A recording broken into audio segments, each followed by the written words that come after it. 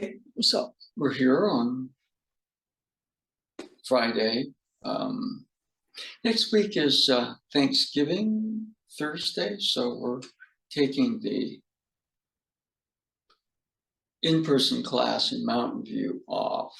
Also the Tai Chi evening, and also we're going to just rest on the Friday class, okay? And let's see. Whew. Lately, I've been kind of going through some of the terms, the Japanese terms in the glossary of Linda Holliday Sensei's book, Journey to the Art of Aikido, available, actually it's available online at Amazon, okay? And it's a good book. And glossary of Japanese terms. Okay. So what I thought I'd do, there's a couple that I'd just like to just cover, and then we'll get up and do some movement. Okay. And the first one, ku, emptiness, the void, insubstantiality, written with the kanji for sky, ku. Now, those of you who look at the kanji for karate, karate, karate, kara is that same character, ku, sky. Okay, empty hands, opposed to a weapon, okay? Right underneath it, ku no ki. Okay, so it follows off of ku, emptiness, the ki, energy or spirit of ku. So Weshibo Sensei would talk about ku no ki, the key of emptiness. Okay?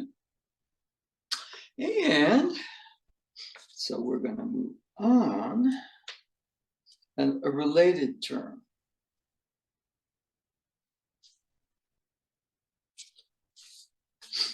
Okay? Let's see. Shin ku no ki. You add a character shin to ku. Shin ku no ki. And that's translated as the key or energy or spirit of true emptiness. Shin ku. So you put shin in front of ku, you get true emptiness. Ku, emptiness.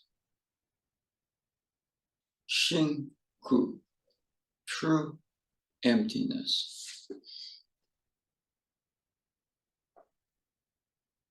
And I've heard this also translated. Sometimes ku is emptiness, shin ku, the void.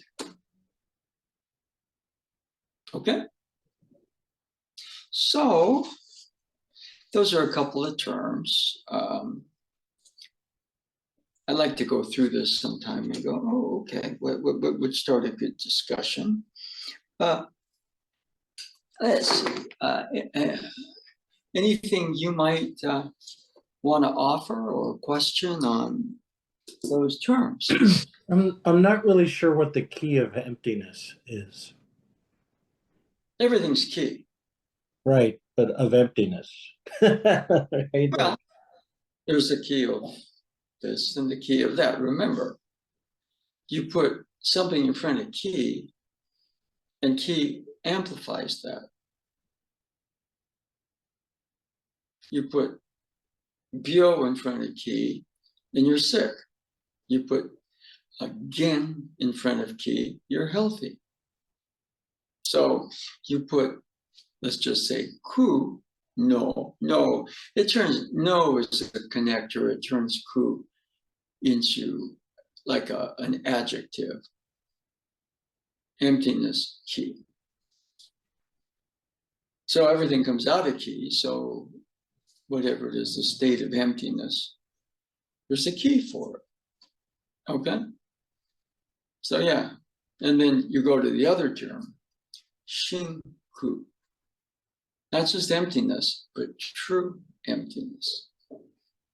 And that's also translated in some of the Aikido translations as void. Shinku no ki.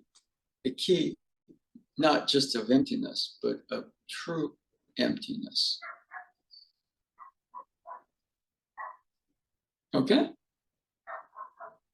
Yeah, I Spark guess there's more than one way to be empty, right? There's a kind of hollow void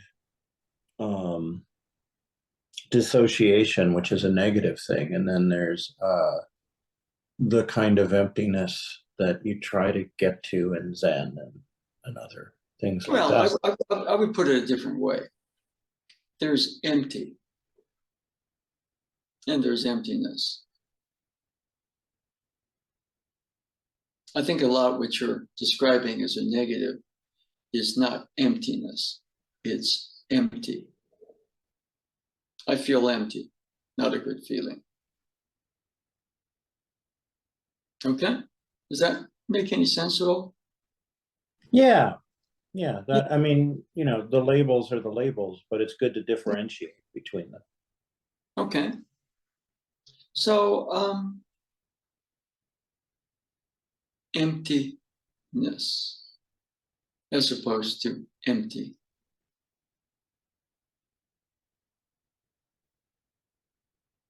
Okay, so instead of I'm empty, there's emptiness. Emptiness is sort of a thing. It's like flow is a thing. Okay, there's flow. Okay, I'm trying to flow. I know about flow. I'm flowing better, and there's flow. Okay, I read a book. Empty your mind. Bruce Lee said, empty your mind.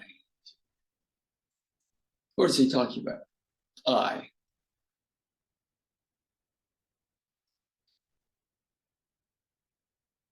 Be shapeless, formless, like water.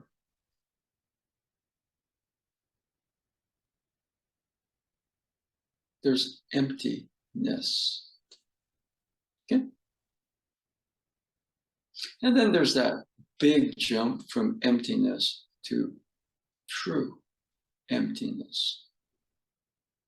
And sometimes it's the void, all right?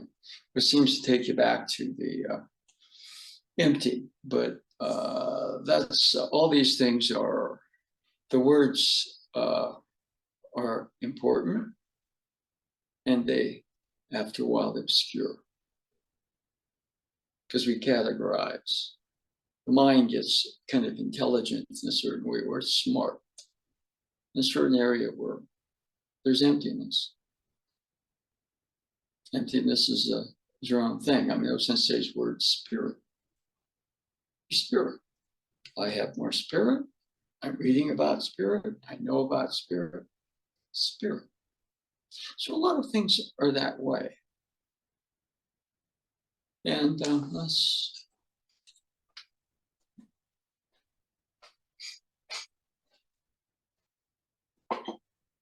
And let's just examine emptiness. Okay, now for example,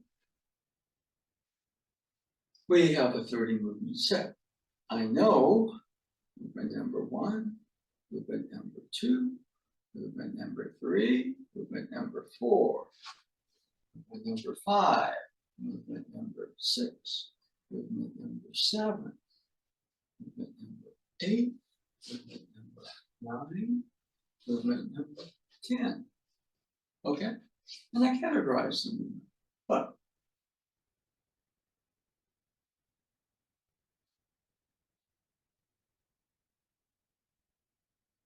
going past the words of the form, just to perceive. we're starting to relate to what I call emptiness. I'm learning it, I'm doing it.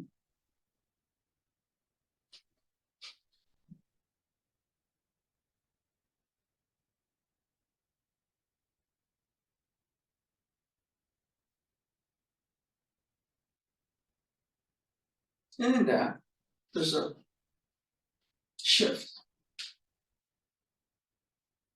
Now, the point is, I've learned the movements. I've learned the form. Very good. Now, I think emptiness tends to be more like something that I am dealing with emptiness, or I am doing the form, I know the form. Emptiness.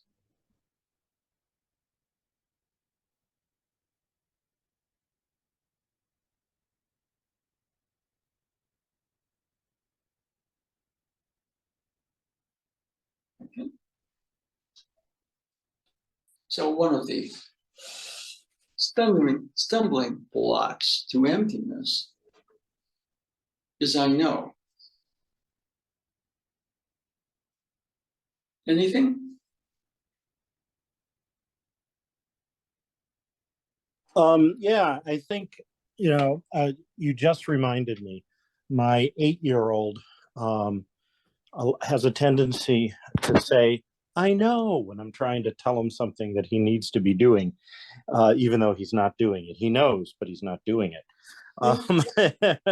And that's kind of what we're talking about, like in the adult sense, like but you're not doing it, right? And I think that's absolutely a stage. Okay. Now, for example, I'm holding the stick.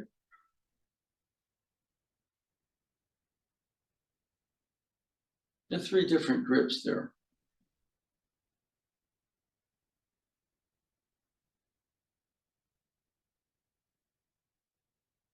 Emptiness allows a discernment. Discernment is another thing, because I know the movement, I know this, or conversely, there's this. And to some degree, the perception of the difference between the A, B, and C.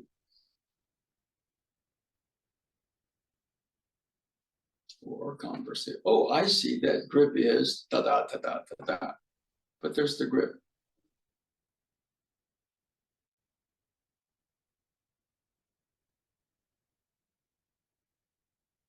And in the perception of that grip, he or she who perceives that grip, there's emptiness.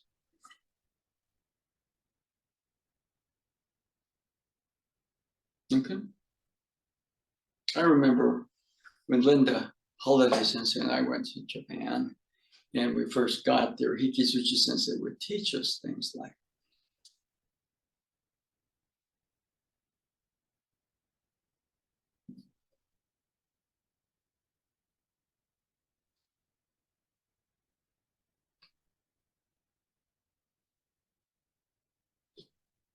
and it's, wow, memory of that is almost like burned in. And Linda and I would talk about that. I said, yeah, it's really still very vivid, isn't it? Okay.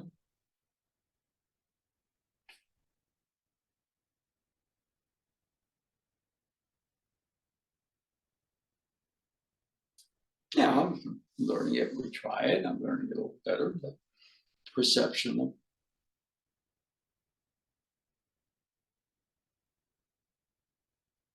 and is this a cut or is it a ready position? Emptiness leads you to discernment. Discernment is not picking the right information. Discernment is pointing the way to something. And when you do that, you're in a state of emptiness. Anything? You can discern the state of emptiness. I don't know. Yeah, I mean, a lot of people look at phenomena, by which I mean like sensory phenomena, input, and they don't discern reality out of that. I think that's a big problem worldwide right now, especially with the current political environment, right? They know things, but they don't discern things. Yeah, I mean, basically, I don't like the price of gas or how much my groceries cost, so I'm going to vote for Donald Trump. He'll make the trains run on time. Well, I mean, basically, what happens is that, he stands up for the small guy. Now, rich got richer under his presidential thing. The debt ceiling went like that. So, yeah. I mean, discernment is not like, I don't like that guy. I don't like what he stands for. It's a little bit like,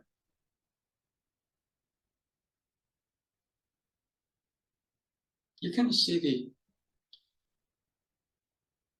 I'm going to react and do something as opposed to easy that. I'm not saying vote for this person as opposed to that person. I'm just saying if you're talking about the politics, yeah. I'm not afraid of Donald Trump. I'm afraid of the people who can't think, can't discern. That's really the problem. It's not that the other person or this person is better than that. It's just a matter of, why am I doing something? Why is this happening? Easy. And that's hard. So anyway,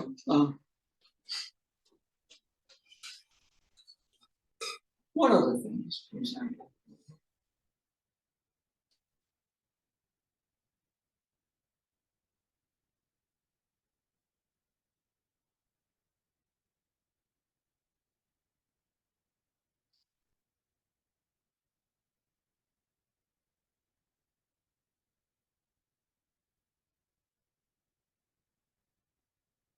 So those are three separate states.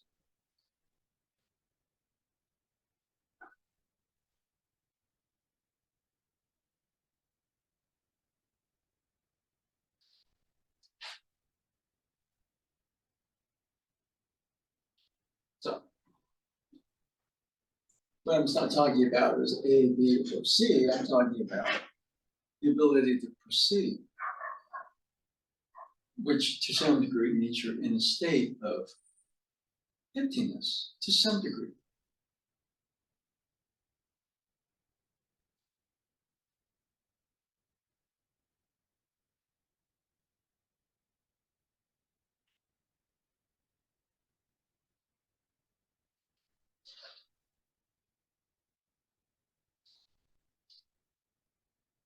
And you can point out the things, okay, like for example, with the hand, here you hold from the top. And people still go this way or that way, okay? And body changes. Feet are point-based triangle, but the body is pretty much let's just use the term full moon. Now, this is a half moon position. The arms extend. I'm going from half moon to quarter moon to no moon. Now, you still see the body. You see this piece of paper. Turn it here. It's harder to see, isn't it? Full moon, half moon, quarter moon, no moon. I mean, the moon's still there. I mean, we can't see it in the sky, but it hasn't vanished. It is somewhere. It's just the perception ones.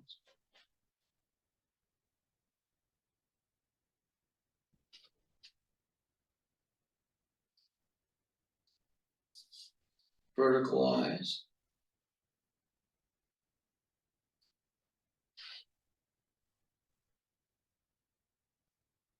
Vertical eyes. When I have vertical eyes, it's a full moon position. And that's different than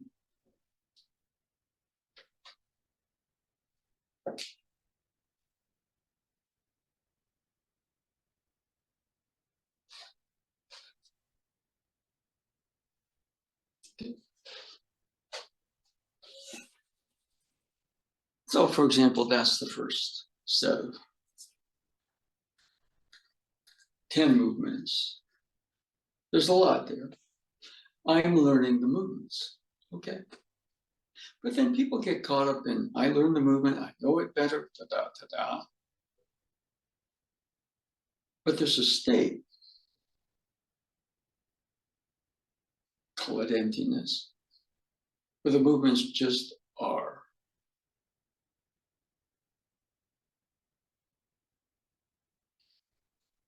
So those are pretty basic, right? We're moving.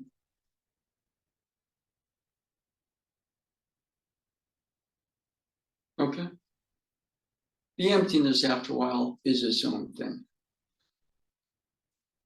And of course, I'm emptying, or I'm trying to get out of my busy mind place, or in some degree, I have to get out of, I'll get better, I'll learn the movements better, but there's that emptiness.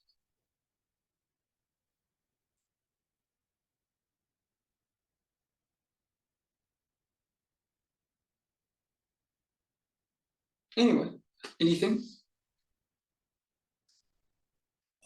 Yeah, I mean, I can touch that when I'm doing well in class, right? Like, um, when I finally just relax and let the movement be the movement and I go with the flow and all that, it's an empty state for sure.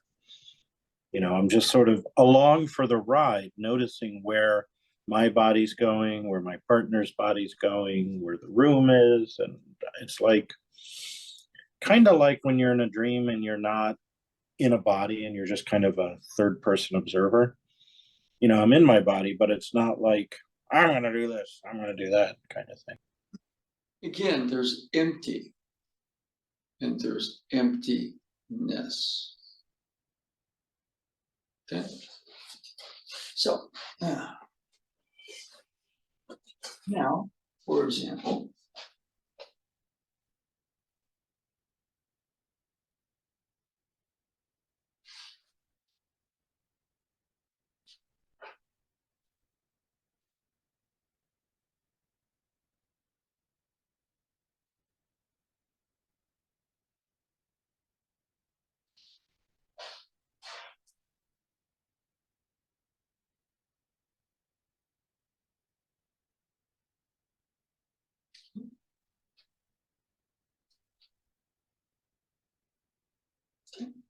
so those are, if we go back, I know 11, 12, 13, 14, 15, 16, 16, 17, right? I know 18, 19, 20, I'm getting it. I'm getting 21, 22, 23, 24, 25, 26, 27, 28, 29, and 30. Okay? So there's a form, there's knowledge. But let's go back over.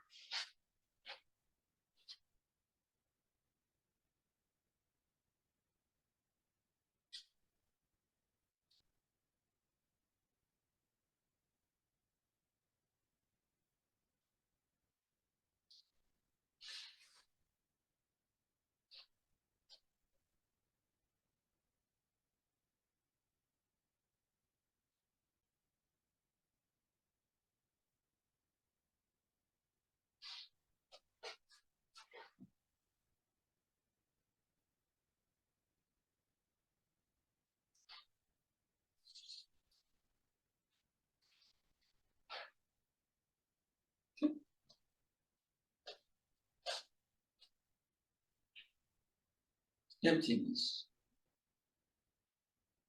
Emptiness. I'm doing the movement better. I know the movement better. There's emptiness. So yeah, the movement sort of happens through that emptiness. Boom. Boom. I'm doing the movement. I'm doing it better. Boom. Boom. Okay. Anything you noticed or second Yeah, set? I can really see the difference when you demonstrated those two different ways. Yeah. Like the way your body moves, I can just see it. It's much more fluid in the second example. Well, so there's a quality that comes through the emptiness. You use the word fluid. Okay. Now, my movements can get more fluid. I can learn the movements better. I can know the sequence better. And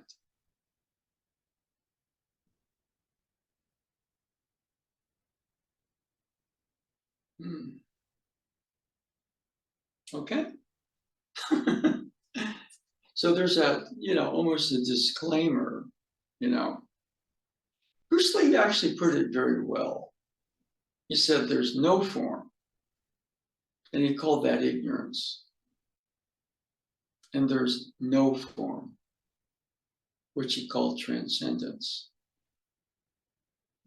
But what goes there, you kind of read that, and all of a sudden, there's somebody trying to transcend. And part of the emptiness is just, you could say there's transcendence, or there's transformation, or there's wisdom. Those are qualities. And so we're kind of going through emptiness. Of course, there's form. But emptiness, form, emptiness, that's very Buddhist, apparently. But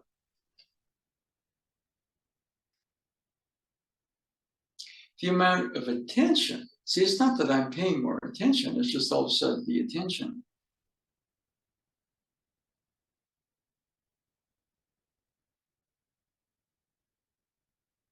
is there partially because of the emptiness.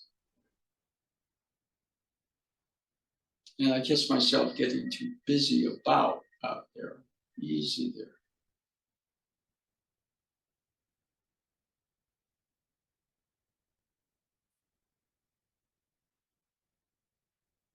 Okay. Anyway, sense work.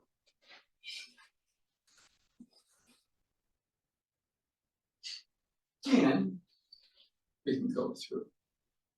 Okay, now I know 21, 22, 23, 24. Well, I know 25, I know 26, I know 27, 28, 29, and 30. Okay, good. Then what I've done is, I've kind of filled a bunch of stuff in, okay? But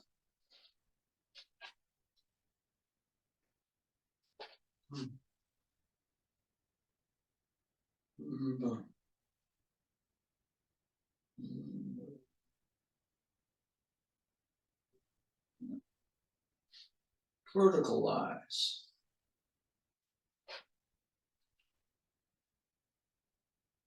Verticalize.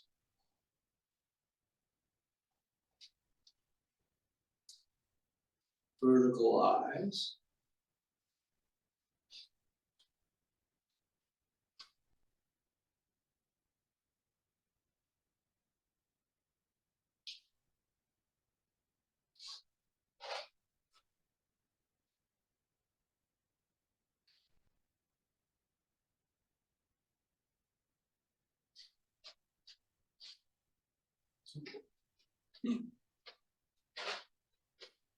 So that's the last set of 10.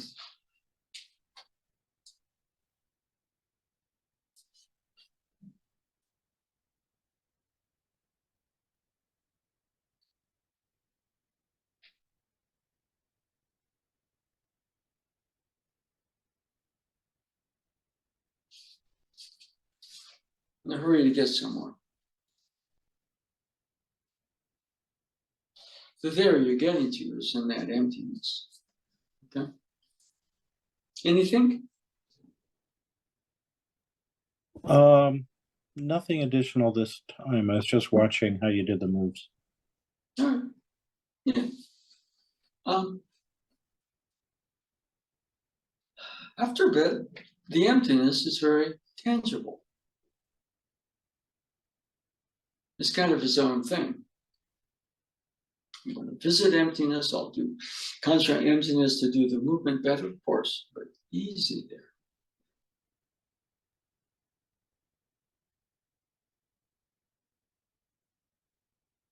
And of course, you're a bit more conscious of what's going on.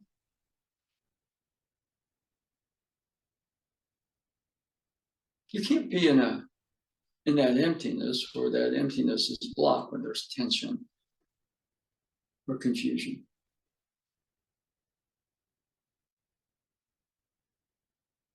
And my breathing starts to kind of sync up a little bit, in breath, out breath.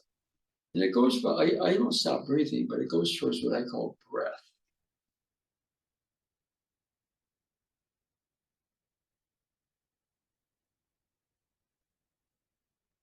And the mental activity is still going on up there, but I've sort of shifted positions with it to kind of a deeper state.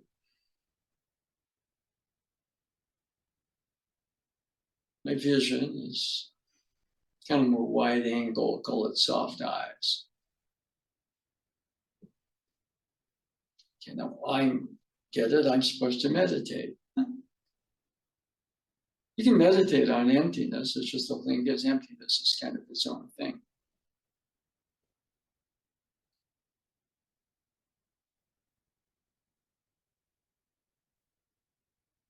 So you're both loose and easy, but there's a real focus there.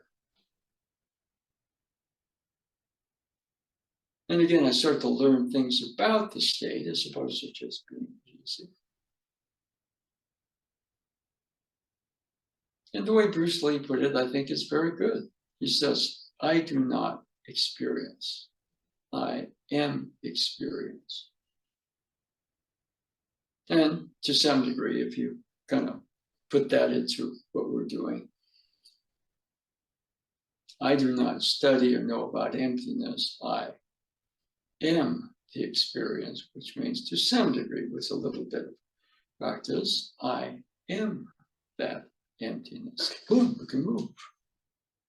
Or conversely, we can settle. Be a little bit like a rock.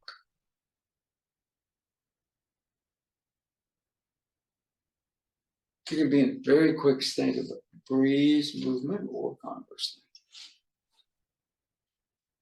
You can have the quality of a great boulder. It's all emptiness. I can memorize the words, think, and it gets too active mentally. Body is relaxed, present. Mind, the noisy mind's going on up there, but we're kind of settling into a deeper place with it. Anything?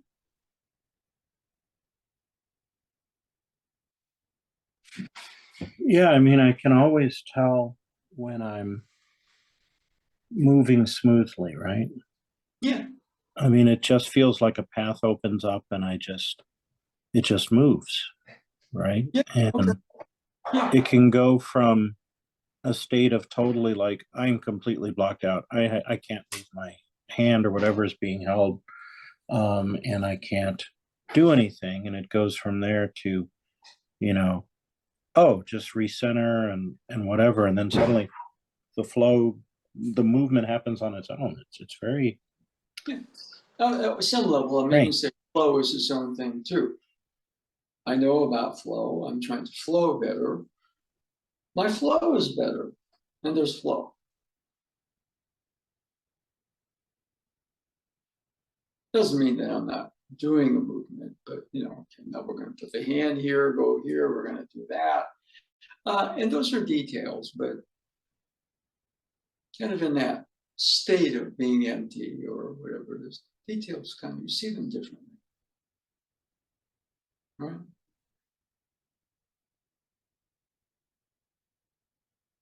So easy.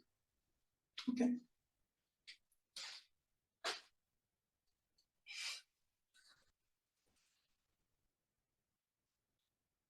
Oh, yeah, we were gonna say a little bit. Ku no ki. The key of emptiness. Trying to understand emptiness and kind of doing these things or meditating, centering or grounding. And that's important. Shin ku no ki. My interpretation. Emptiness is his own thing. Yeah, I might boom, kind of movers become more fluid, and then boom, or conversely. You're cool.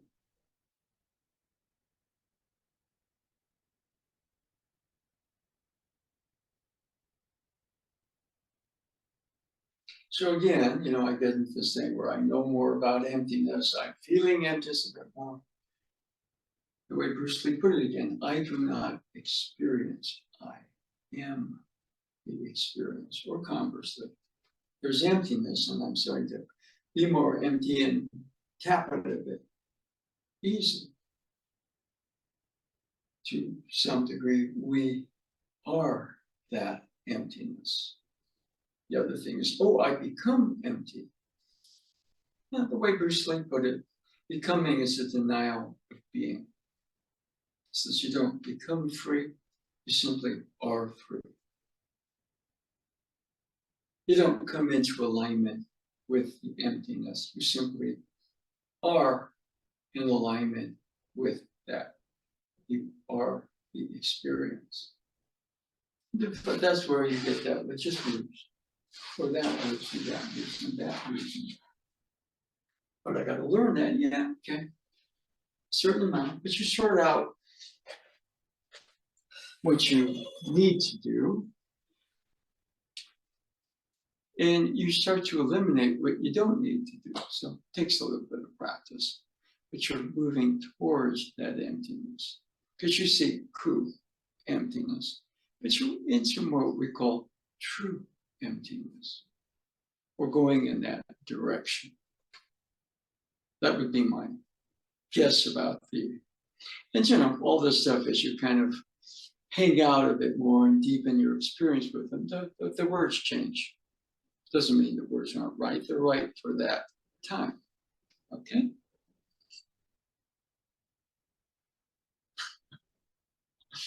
Right. Okay. Anything? No, that makes sense. Yeah. I mean, there's an area where I'm going to stand up.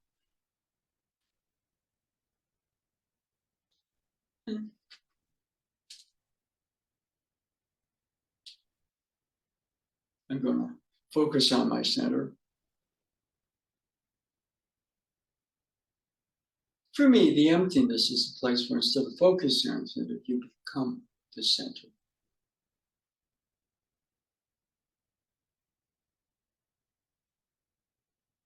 See, learning is good. I like that, or I'm frustrated because I'm easy there.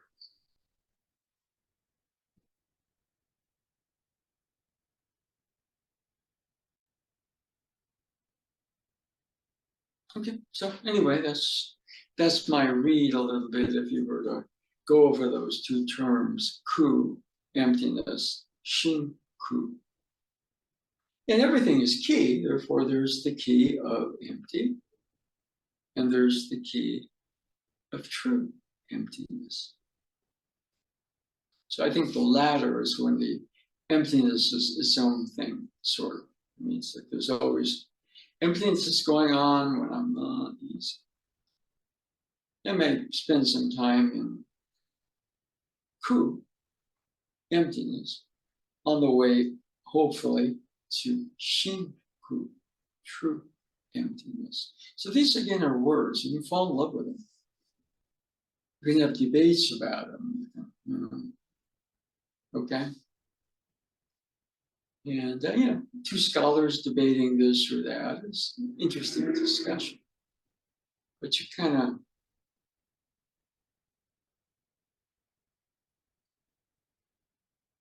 it's almost like what I would look at if I was to listen to people who seems to embody as opposed to just know about better. Embodiment. What's the embodiment of emptiness or true emptiness? You just sort of are. You're not straining to be yourself, you are yourself. And self is a journey, so there are probably stages of emptiness too. The fuller, see the contradiction, right? Emptiness.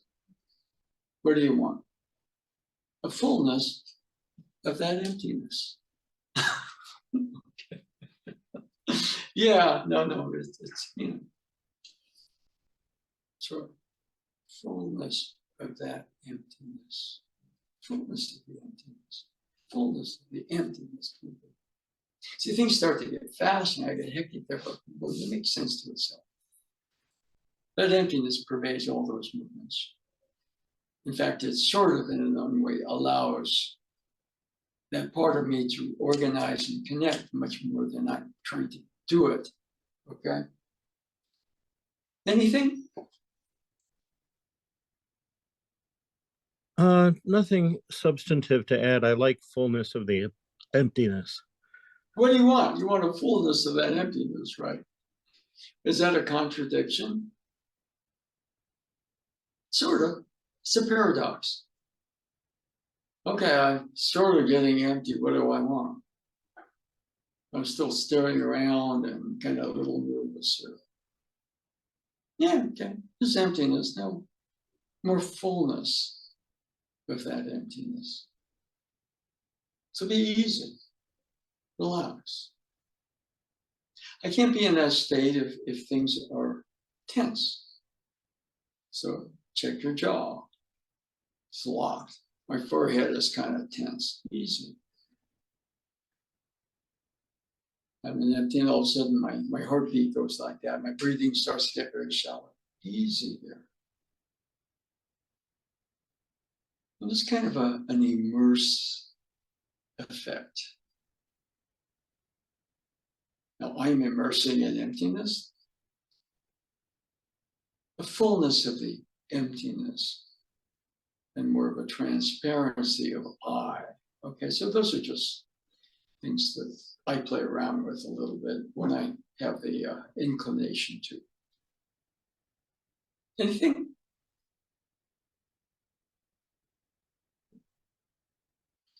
Not really. Yeah. Yeah. So, that area right there where something comes into the field of that emptiness, then you kind of, okay, I'm going to think about it, judge it. We have to discern it. Discernment and judgment are very different. That's good, that's bad. Discernment's a little different. Big word, wisdom, as opposed to knowledge. I know about that, and I'm not sure about. Ah.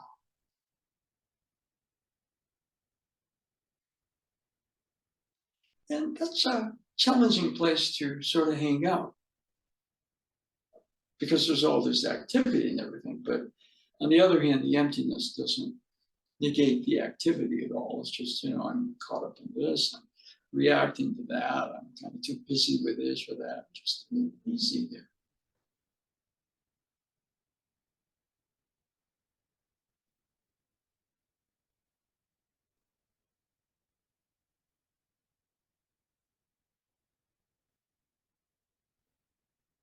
Yeah, so, okay, let's see, what are we?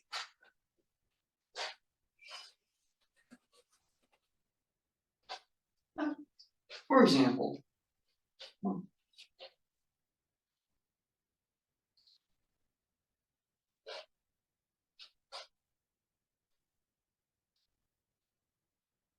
we have that motion.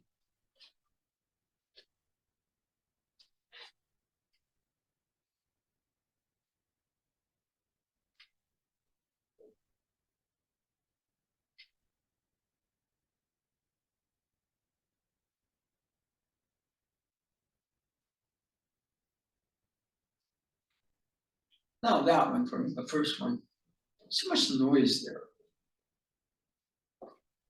That one. So, I practice a little bit with this stuff. There's knowledge, but there's a difference between kind of holding this way or this way and holding this way.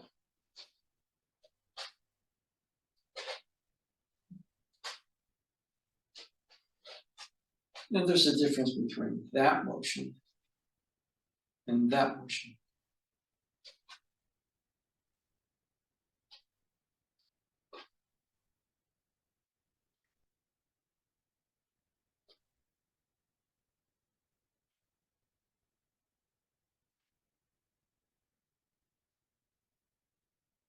Still a form here. There's things you gotta learn, but it continues. So that's a simpler system because the staff spear movements are more movements. Anything you may have noticed or?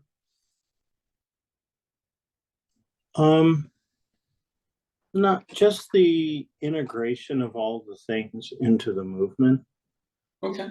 I noticed there's a lot happening, right? Like the shift from, as I raise the sword and lower the sword, I shift from like a full moon position to a no moon or something close to it and back, and how the finalized movement comes at the end of the swing, and how the grip changes. I'm just sort of noticing all these things.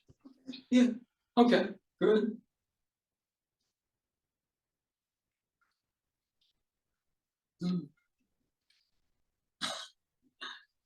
Somebody who's not very good, they hold the sword upside down. Yeah.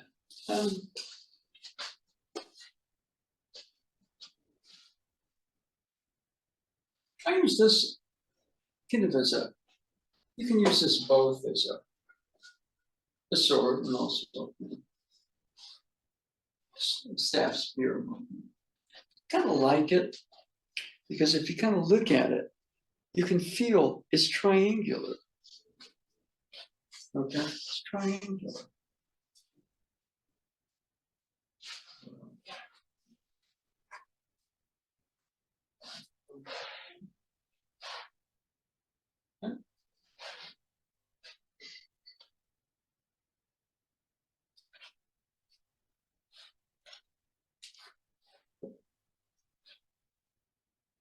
I just remember in the 90s, we had a guest, Abe Sensei from Osaka. And he was actually O-sensei's calligraphy teacher. He was calligraphy teacher. Then O-sensei at some point wanted to, he just wanted to do something a little different. So he started studying calligraphy. So even though Abe Sensei was his Aikido student, O-sensei becomes Abe Sensei's calligraphy student. And I just remember, he would go into detail about how to hold the brush and everything, but he kind of related that to the Aikido movement. And a lot of people, they pick the sword up and say, this is where that movement comes from. But instead of that, he would have somebody grab his wrist and all of a sudden he'd start doing the Chinese characters of the Japanese language, the kanji. And then somebody be moving around the sword. He was just kind of doing his calligraphy. But I remember he picked up a bokken once and I went, okay, calligraphy teacher. But I liked the way that he held the sword. In fact, the sword, you're holding something, but something's also holding you at that same time. It was both, you do a great piece of calligraphy, but you can't sustain it, so there's more study, right? But at some point you go, okay, free,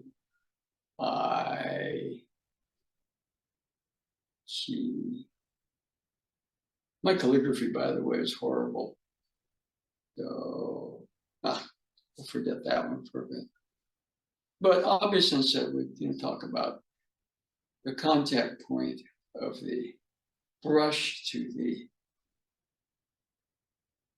paper. And the way that he put it was that if you go like that, you tear the paper.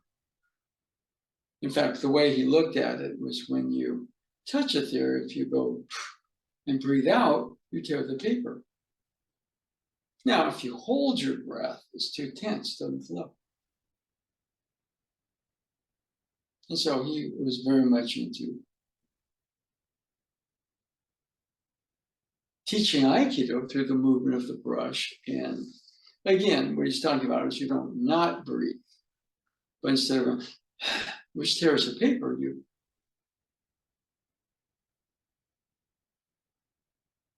And, you know, those are skills. I never really studied the calligraphy. Linda Holiday Sensei did, you know.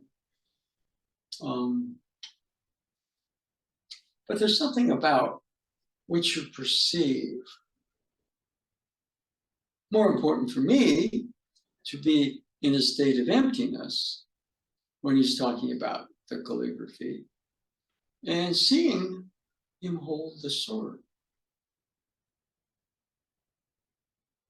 Holding the sword. Yeah, but the sword is also holding me.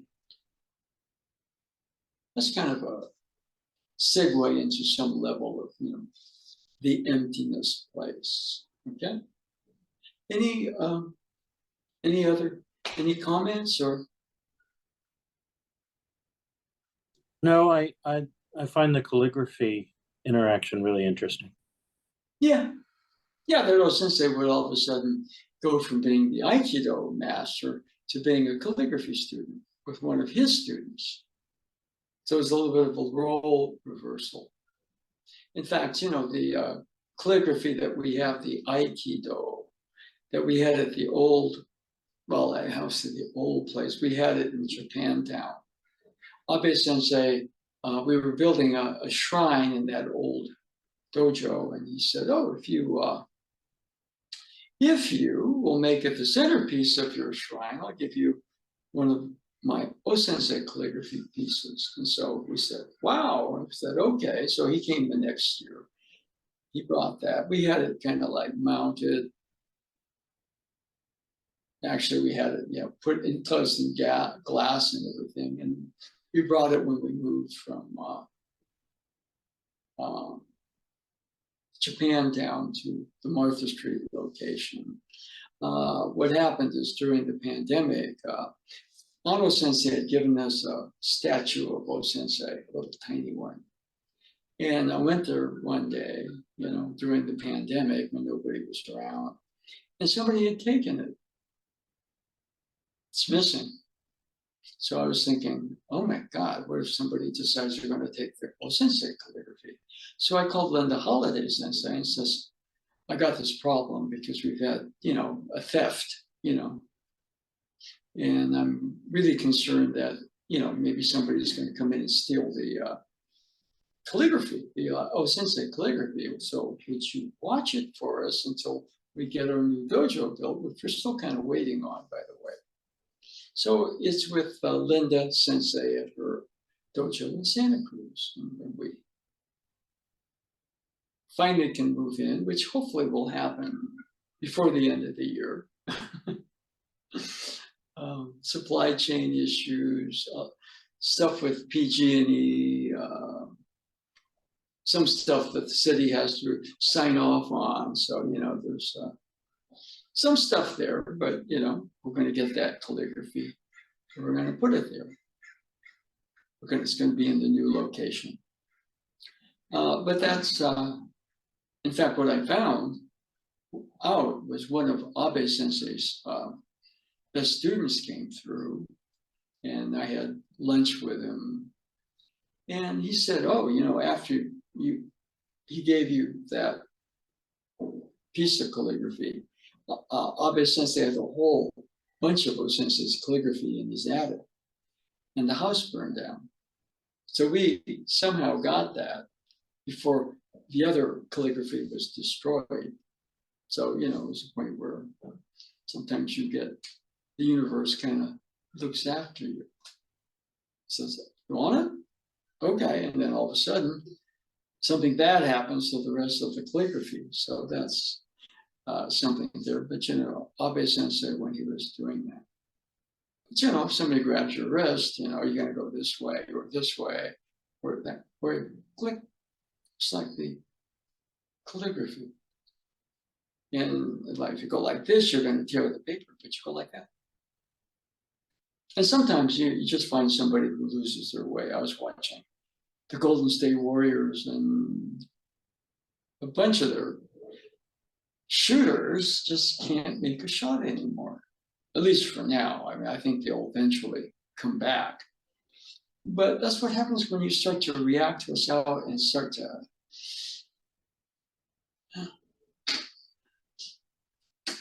He'll be okay once Curry comes back. He's out right now, so yeah. But anyway, that's about it. Any questions or anything you feel like adding, or add another question? No, that's solid. Okay, all right. Just a couple of quick things. Sunday is our class in Mountain View. Okay. And we have the Thanksgiving weekend coming up. Okay, next week. So next week, obviously no Thursday in-person class at Aikido Mountain View. But we're going to take a little break on the Tai Chi and also on this. But I'd like to do the class Sunday after Thanksgiving in Mountain View.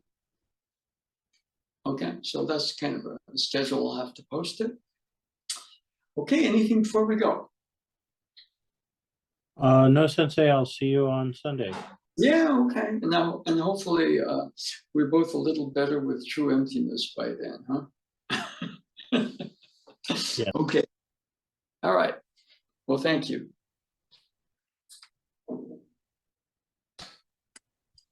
Bye, Sensei. Bye-bye.